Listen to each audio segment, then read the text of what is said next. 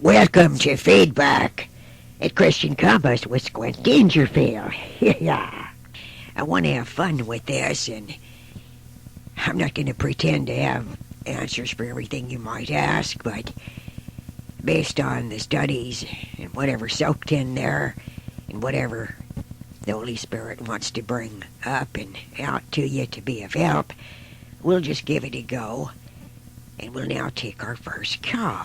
Yeah, go ahead, please. Hello, Capn Squint. My name is Jane Zizix. And, I was real interested in all these new programs that you've been doing. And the thing is, I can see why it's real easy for you to be joyful and happy. You've had so many blessings and stuff like that, but so many of us just lead the most boring lives of quiet desperation, they call it. And I think that's so hard to feel joyful and feel, it just doesn't feel like anything's happening and life's not moving along. And I was wondering, did you think Jesus ever got bored or frustrated? Yeah, well, being down here on Earth, he could hardly have missed it. Yeah, and it seems he got very frustrated with the disciples themselves sometimes. So, sure, yeah.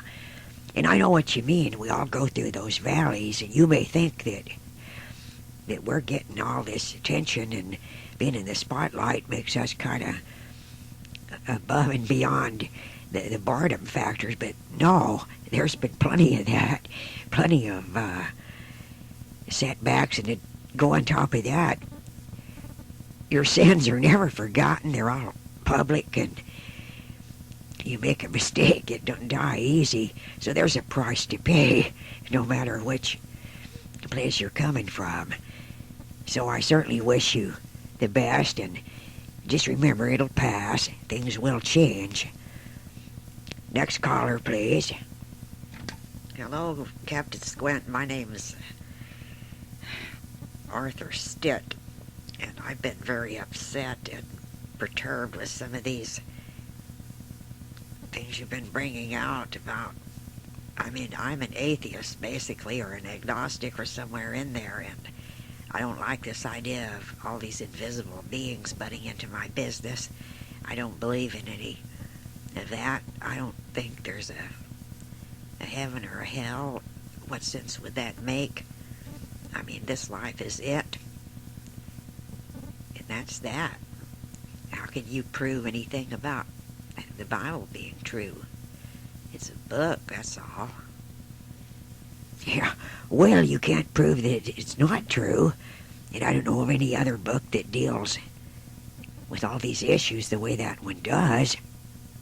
Some say that it's fables and all that kind of thing, but I can only say that for myself, when I've read it, the inner spirit witnesses that it is the truth, and I think most people will have to agree after they've stuck with it a while.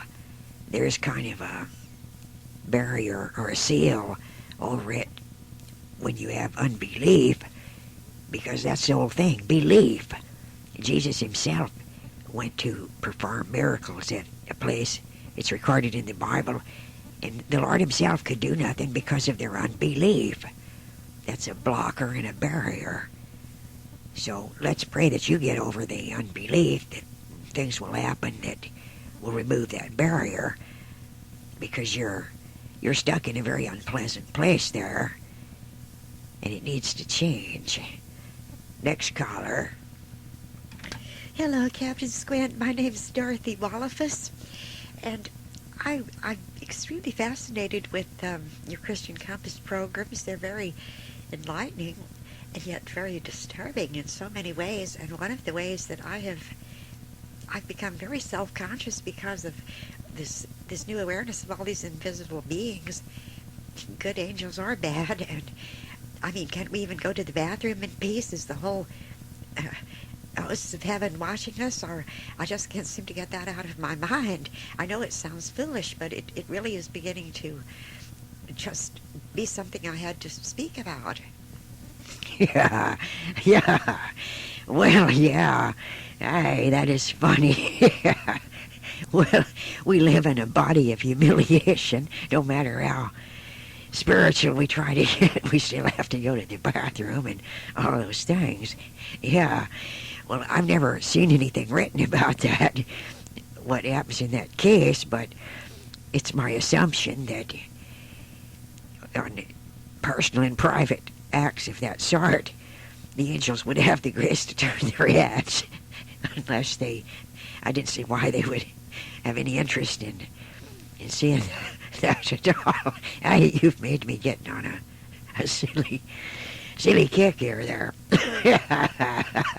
Yeah. It is funny, isn't it, Captain Squint? But it is a serious question. Yeah, I know. Yeah, I would just think that in matters like that, that we are permitted our privacy. In fact, if you have severe worries about it, just pray for an invisible shield to be put up during all private moments, and I'm sure that will be taken care of for you. Thank you. Next call. Captain Squint, my name is Susie Skipworthy, and I'm just so interested in all this new stuff.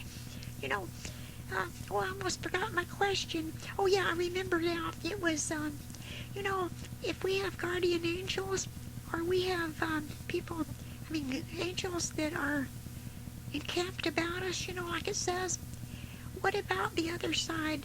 Do the unbelieving people have evil angels escorting them and camping around them?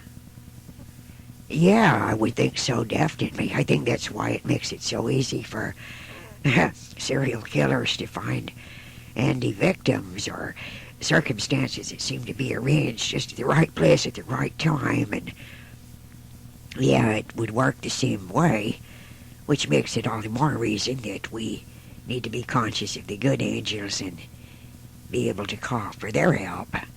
Good question. Thank you. Captain Squint, Freddie Treadweather here.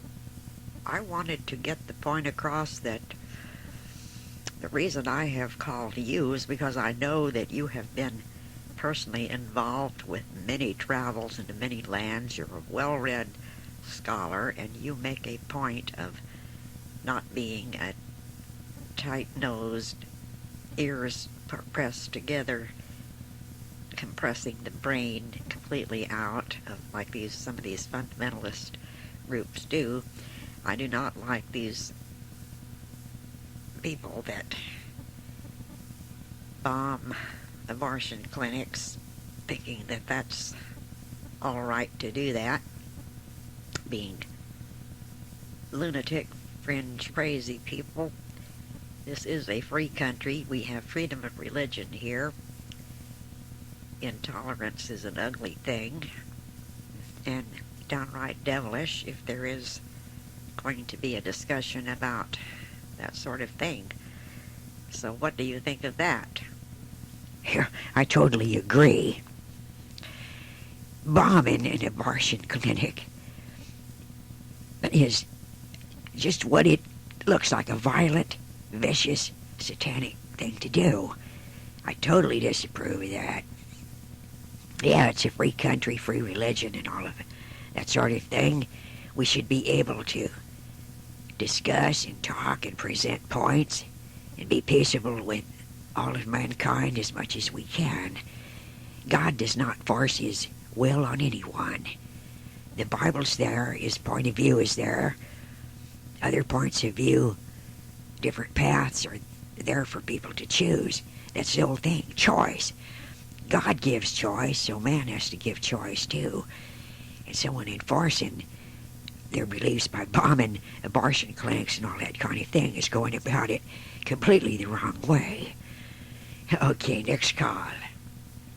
Captain Squint, my name is Florence Fogarty, and I would like to point out something in my own life.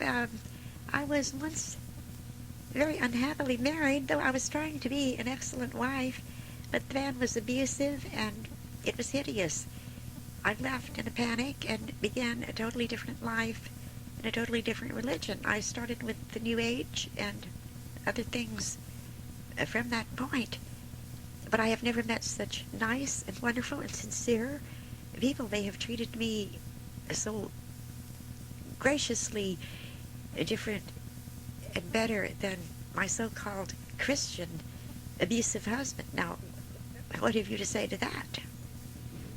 Yeah, well, number one, he might not have even been a true Christian, or he might have been a devil-oppressed one, as we've pointed out. That can happen.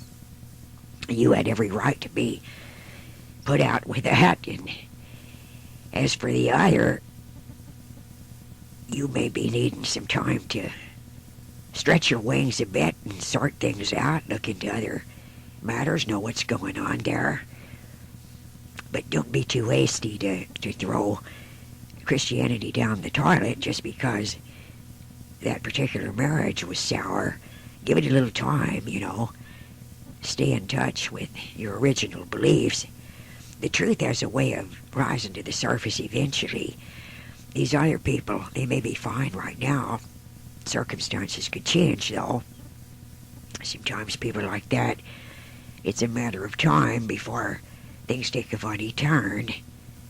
So just get balanced out and keep the door open for the Christian faith. Keep it open, because I know what you're saying. I didn't bother with it much either for many years. And then when I came back, I began to see things a lot clearer and different. So just keep the bookmark in there, okay? Okay, next call. Yes, Capn Squint, I'm Arlo Drake. We may have met. You probably don't remember me, but I've been in various productions at the Sylvia Spalding Theater. I'm an actor. I wanted to bring up the point that, don't you find that in the acting profession, sometimes it's very difficult to shed that personality and retain a balance of who you really are? A person can get so intense. Why, I've even been so into my roles, sometimes I've been accused of being possessed by the character I'm playing, and I just wondered what your view was on that, having been in that position so gloriously here on our screen and right in our town.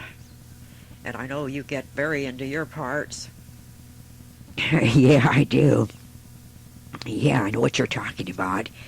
But after all, acting is a craft. It involves a conscious effort of imagination and a conscious tuning in to exactly what you're going to do. It's not a passive thing at all, as opposed to blanking out and letting something take you over. Now, if it got to the point where you were becoming the character against your will and not even remembering it, then you'd have a problem.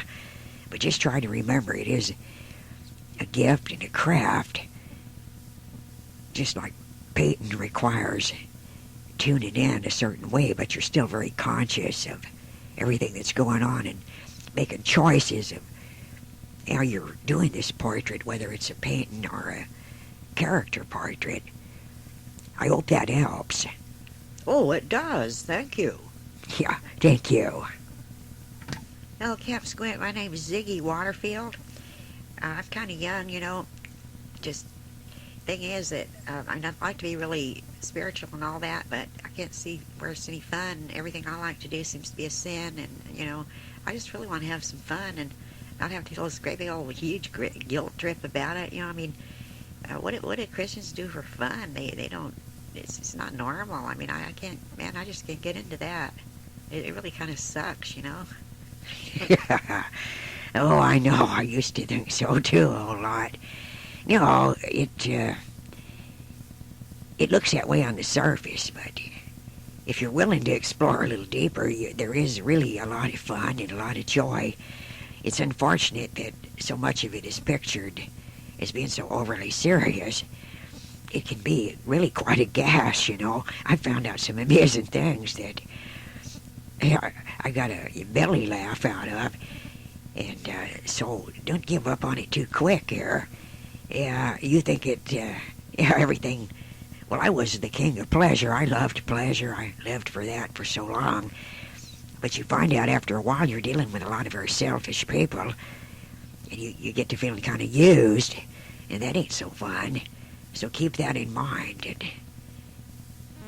And don't go too far in the wrong trail there. Thanks for calling. Yeah, thanks, man. Capn Squint, this is Mary Winder. And, I'm just so happy you're doing these programs. I just want to say thanks and God bless. Hello, everyone. This is Tris Dangerfield taking my stint here.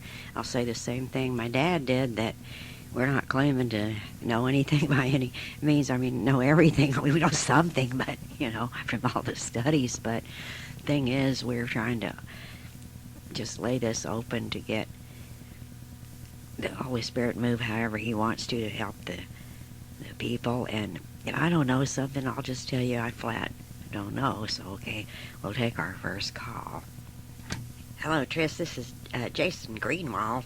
I have to say, I'm just amazed that a guy young and got the rock star thing going like you do. And, man, here's your chance to just have it all, the babes, the fun and everything. And how you got off on this spiritual stuff. I'm just scratching my head and wondering. I couldn't do that.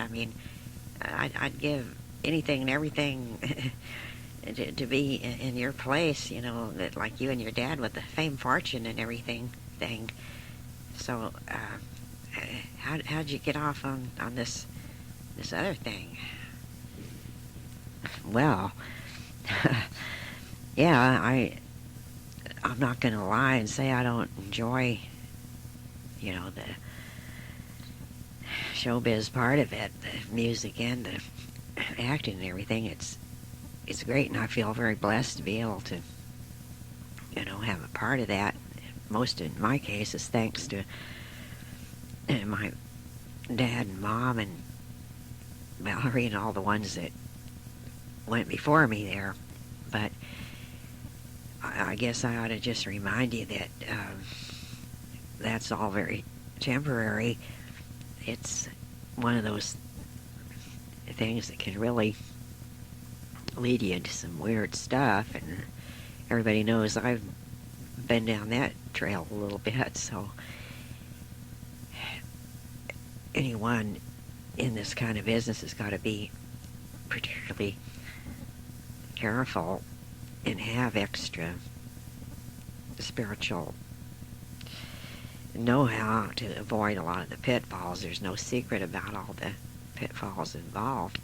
So it's not just the surface stuff. And I just find the spiritual stuff extremely interesting and riveting, and I think you would too if you really give yourself a chance. Okay, we'll take the next call. Hi, Tris. This is Andy Underweather. And, I've had times when I wanted to be more straight, you know what I mean? But I like my drugs, and I like my trips, and I like to do out-of-body stuff, and there's no way I want to give that up. I don't see what I'd have. It's my life, man. And what would replace it? Well, I'm no stranger to drugs or out-of-body trips, but they can be scary, and they can leave permanent damage and everything too. You might get by okay for a while, but that stuff's pretty unpredictable, and anytime you're leaving yourself open and you're passive, you're just open for anything that comes along. So you just got to keep that in mind. And there are better ways to have highs. There's highs in the spiritual path that really are more balanced and more satisfying. But I know the temptation of what you're talking about. And at this point, I just want to say be extremely careful and, don't let it get obsessive. And Man, I went to rehab. I went to rehab, and they were trying to get me to do the thing there. I was there half an hour, and man, I was out of there. I was gone. They wanted me to scrub toilets and stuff. Are you kidding? No way. Well, that's the thing, a lot of this stuff keeps heading you back to rehab, and some of those places do really suck. So, yeah, you gotta watch out and get some people to pray for you, and that gives you more spiritual strength where you're weak. People to pray. I don't know anybody to pray for. Who would pray for me? Well, I will. You would? You would do that? Yeah, sure. I have to take my next call now.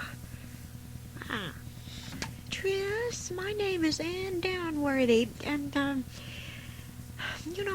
am having a real problem with St. Paul in the Bible.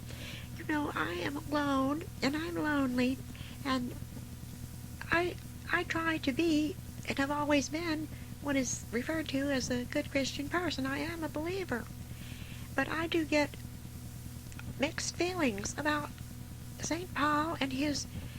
He keeps saying everyone should try to be like him, and that it's preferable not to marry if possible.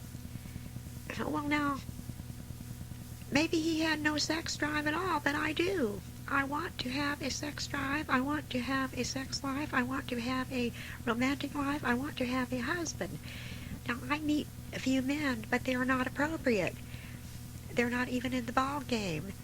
They are just nowheresville. And Tris, where could I meet someone like you that's so cute and handsome and yet spiritual too? I'm not having any luck with that. Can you help me? Well, thanks for the compliment. Well, there's a lot of spiritual guys. I guess try different churches is one place to start. Oh, it doesn't work. I've tried that. There are not very many of them there, and the ones that are either very homely or very uninteresting. Nothing bright and sparkly or nothing compatible there. It's not working. Well, excuse me, I don't mean to laugh at the problem.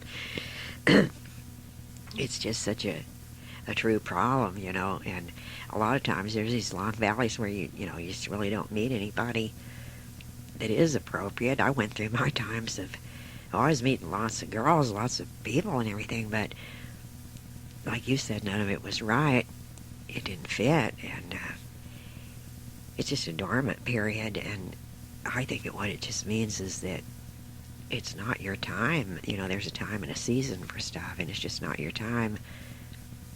Maybe God's working on you, or he's working on a partner for you, and you can just, if you pray in faith and ask for the right one, I'm not saying that an angel will run right out and bring one in the next 5 minutes, but it will be, the request will be made, and in the right time, in the right season, it'll happen. Meantime, you just have to get your mind on other things and have different interests, and that's usually when you meet somebody, when you're not looking. I know that's when I met Kit. I was not looking for anybody. I was staring into a pool of water at the motel. She walked up to me, and it might happen something like that for you, and in its own good time. Okay, next call. Tris, my name's Thelma Totter, and I'm having a real problem. I'm scared because stuff's going wrong around my house. I'm just a teenager, but I'm seeing stuff move in my room, and nobody's moving it, and there's been dark forms and shapes, and I'm really spooked. I don't know what to do. How do I get rid of it? Where do I start? Well, first of all, I have to ask, have you been this stuff doesn't happen unless there's an entry point. It's called legal ground. Are you doing something with a Ouija board? I'm doing something with a Ouija board, yeah. But it's just a toy. I mean, I've heard stuff about the Ouija board, but I didn't believe it. It's just a toy, or they wouldn't sell it. It's right by the Monopoly and everything. I didn't do anything bad on it. I just played it innocent, asking silly questions and stuff. That shouldn't do anything. Get rid of it. Yeah, it's not a toy. It's not... You might have thought it was innocent, or you meant it to be innocent, but that is absolutely one of the most well-known ways to bring in the lowest kind of entities to start strange phenomena happening. I'm not saying it happens to everybody or that it happens all the time, but that stuff you're having wrong there, get rid of the board right away. Don't even wait. Just get rid of the board and the problem should stop, and don't buy any more stuff like that. Next call. Tris, my name's Samantha Pratt, and I want to talk to you about a dream I had. I know that you have studied and presented about dreams and symbols based on Christian things from the Bible. Now, I had this dream where I was standing in a dry riverbed. You could see the dryness and the little ripples and just how a dry riverbed is. Then I looked up the riverbed, and the moment my eyes looked there, the flood of water began to come. The river came swirling and streaming down, and I couldn't get out in time, and I was engulfed in the water, but it didn't cover my head. It was more like up to a little above the waist, or chest, actually. And then, you know how dreams jump around. Then I couldn't get back over to the side I wanted to go, and there was current, and I was being swept along the bank of it by the current, but there were all these other people, and I was holding on to the girl in front of me, but I felt peaceful, I felt safe, but we were drifting on by, and nobody could get out. What do you make of such a thing? Well, that's hard to say right off the bat. I mean, water is spiritual, and water can also be danger, and water is sometimes, like the River Jordan was a picture of the water crossing the Jordan was crossing over like in death. So water has several different symbolic meanings. Okay, just launching out willy-nilly here, I would say that since the water didn't cover your head, it was maybe like a cleansing water, and then you're moving along and there are other people there. It sounds like maybe a cleansing in your life, and you're being moved to a better destination. If the water had pulled you under and gone over you, I think it would be a much more I don't want to say sinister, but or some kind of death symbol, but a meaning I would have to explore deeper. But that's kind of what I come up with there. Oh, thank you. That's very brilliant. Well, whatever it may help. Next call. Hi, Tris. My name's Arvin Stipe. I've been playing Dungeons and Dragons, and I love it, but I'm kind of worried because I've been dreaming about it lately. Not just night dreams, but I've been having I'm having strange things, and it's getting kind of obsessive and everything, but I love the game so much I don't want to give it up. In fact, I can't give it up. I'm just getting really hooked into it, and I'm starting to act kind of weird and strange myself, and man, I just don't know what to do. I mean, is this case unusual? Or... No, it's not really unusual at all. I know it's easy to say, just drop it, but seriously, just if you have to go out of town for a while or get something else on your mind, just block it out. As I say, get people to pray for you. I will pray for you too.